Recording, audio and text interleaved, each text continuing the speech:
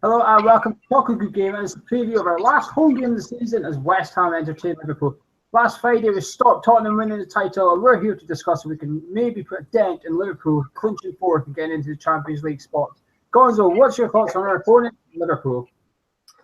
I think they'll be pleased to be in the top four, but I think there'll probably be a little tinge of regret because they started the season really well. He likes to take that system that worked for him at Borussia Dortmund. He's a good manager. I like him. Lots of character. Nice and bubbly. He's a lot like Bilic, actually. See a lot of similarities there. In his style of play, I think Mane is pivotal to it. And they take that out and they lose a lot of their cutting edge. We're very reluctant to play Sturridge. So,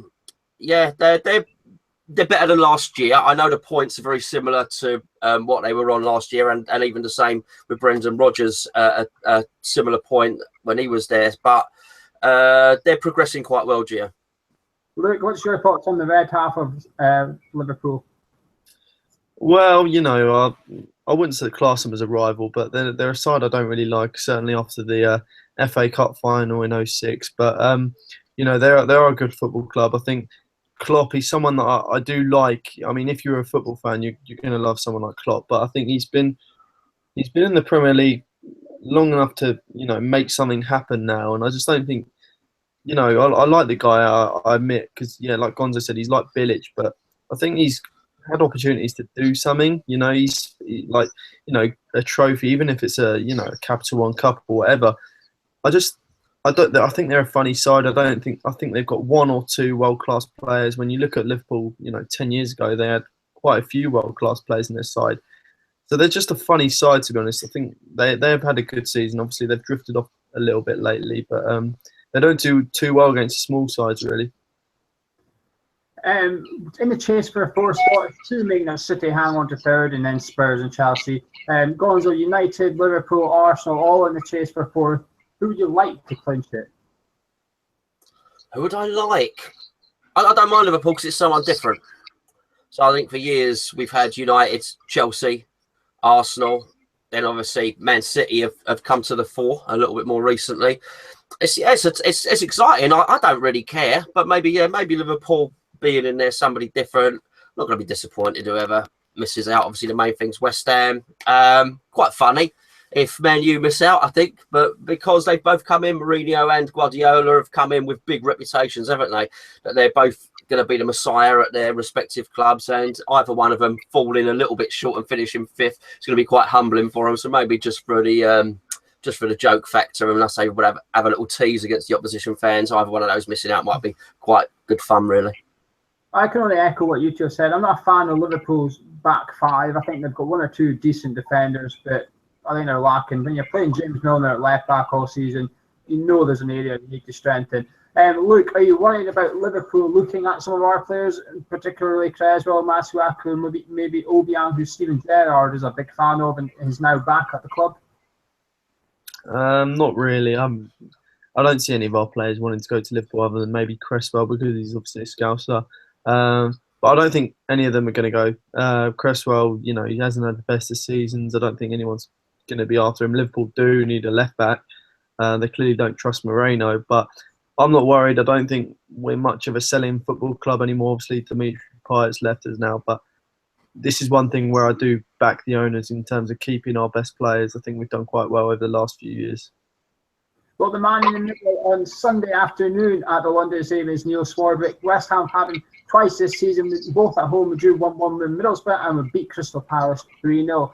Liverpool have had him just the once, and that was at Anfield when they beat West Brom 2-1. He doesn't hand out a lot of cards, this referee, actually, so don't go betting on cards if you're, say now, you know what's going to happen now. Gonzo, we've now got 3 clean sheets in a row at home, and it's been 7 years since we did 4. Is this the system that we should be looking at to go on with next season? The 3 at the back? I think so, but let's not forget, there was a period earlier on in the season where he went 3 at the back and it wasn't very successful. Perhaps it's got something to do with personnel. I think Reed being back is a big part of that. Ginger's been playing out of his skin. What a proper West Ham warrior he is. Font seems to have found a little niche for himself in there. But it did. I know Kiate's he's gone with a risk now, hasn't he? But it put Kiate in in a good position for him as well. I think we've got to recruit with that in mind. It also solves the right back problem.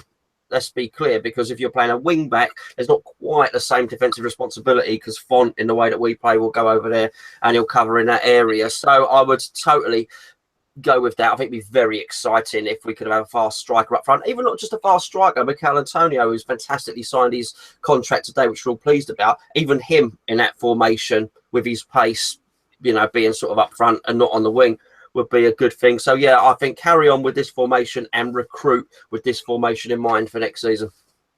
Look, Masuaku was doing the business at left back, and then he got injured. Creswell came in and put in a very good shift against Spurs. If they're both fit on Sunday, which one do you select for that left wing back role? Probably Cresswell. Just after the Spurs fixture, you know, it was unbelievable. He's come in, done well, clean sheet. You got to put him in. I think we could, you know, put Masuaku in there. You know, put him in a left wing role. He's quite quick going forward. I think he should be experimented there. We can experiment now. We can use things that we couldn't do when we weren't safe. So now we can experiment these things and try them, and you never know, it could come off. So yeah, I'd go Cresswell at left back. Well, check it out. He's now had surgery on his wrist and will miss the last 2 games. It was revealed tonight that Mark Noble's been playing with a hernia injury for 4 months, as he refused to get an operation until he knew West Ham United were safe. He didn't tell Bilic about his injury because he wanted to make sure that West Ham were safe. So we're now missing our 2 centre midfielders. So it looks like we're probably going to play Nordveit and Fernandes in there. So we're not going to discuss that. But the striker position, Gonzo, Caleri, another hard grafting shift against Spurs, where he still missed another. He's had a really good chance every single game. He started up front, really. But again, he's missed it. Do you stick with him, or is it time to bring in Fletcher? Because that's your only options, really, unless you want to have Vic Carroll running around up front. Yeah, Caleri put in a hell of a shift. He did really well. His endeavour is not in question. His attitude is not in question. In fact, his attitude has gone up in my estimations, because he's sat on the sidelines for so long without whinging. He's come in and he runs himself ragged. Unfortunately, he misses that vital ingredient, which is a little bit of luck and a little bit of composure in front of goal. That's really what you want. However, we can't do anything about that now. So for me, he retains the position. Luke, earlier you said it's time to experiment. Is it time for Bilic to maybe look at some of the younger players like Nathan Holland and Declan Rice, and maybe not start them, but certainly look to bring them up? He's not really going to have an option, really, because he's down to the bare bones. But would you like to see us bring on some youth on Sunday and give the fans something to cheer about? Oh, definitely. I think we've been crying for it all season, but really haven't had the correct opportunity for it. But I think, like I said, Nathan Holland, Declan Rice, I think they're 2 players that are performing very well at a young level, and the only way they're going to develop is when they're given a first-team chance. And it's great them being on the bench for their experience and, you know, seeing what it's like in the dressing room. But I think they're both 2 lads that are willing to play for the first team. I think they both look ready from what it looks like in the under-23s. Obviously, Declan Rice got under Young Hammer of the Year the other night, and I think we've got to put them in, and, you know, even if it's a little bit game time at the end of the game, final 10 minutes, just see how they get on. Gonzo, we're now safe. We've just come off the back of a 1-0 win against Spurs. The stadium was rocking. Is it time for the players and fans on Sunday just to enjoy themselves? It's the last home game of the season. Yes, but they will. We will. Nobody needs telling on that. I think it was a watershed moment.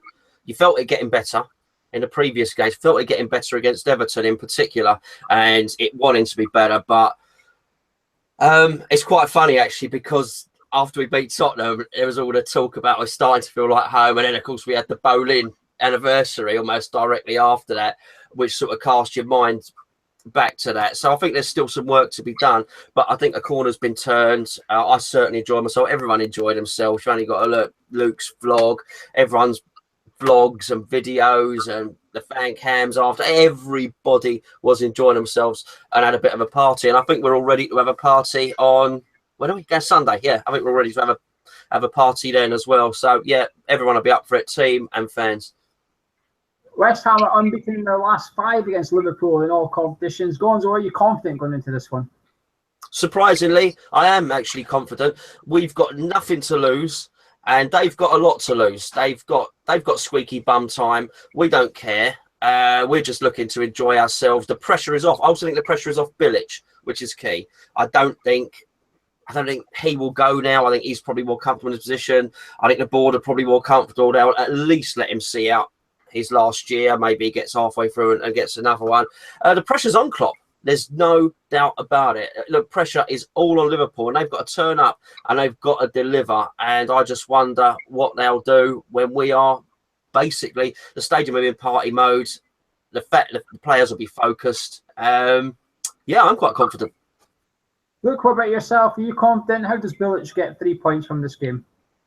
Yeah, I'm very confident. I got to echo what Gonzo said. It's going to be a party atmosphere to the build-up.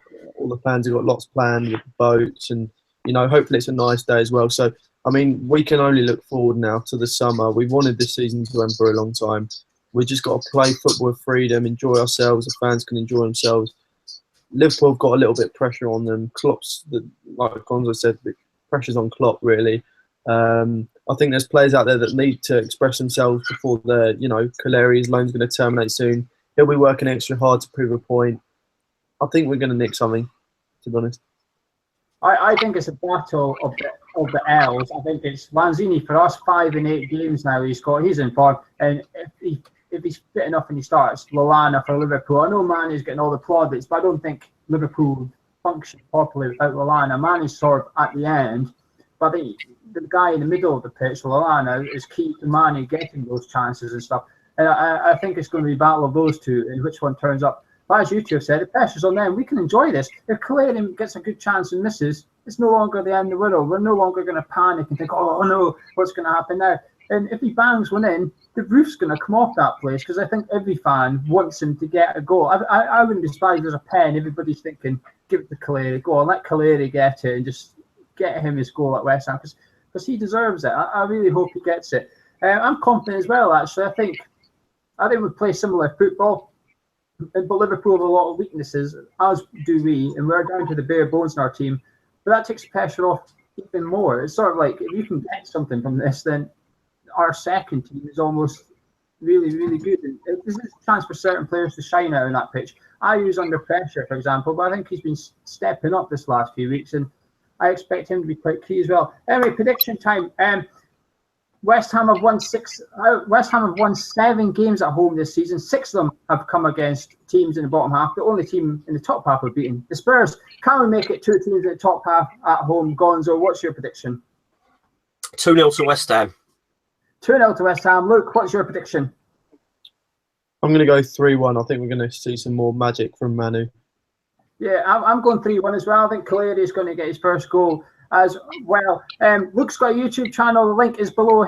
Go have a look at it. Look at his vlog from the Spurs game. Give him a subscribe while you're there. Be kind. And also, this is our last video we're doing where you can win signed Antonio Boots Hammer of the Year. Sign a new contract today. No better time to win these. All you have to do is subscribe to Hammer's Chat. The logo's either side of me right now.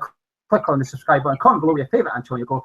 Leave us your score prediction. The 11 you want to see. That's been Luke. That's been Gonzo. I've been Gio. We'll be back Sunday night with our review from the London Stadium, and Gonzo will have his vlog at the weekend as well. Thank you for watching.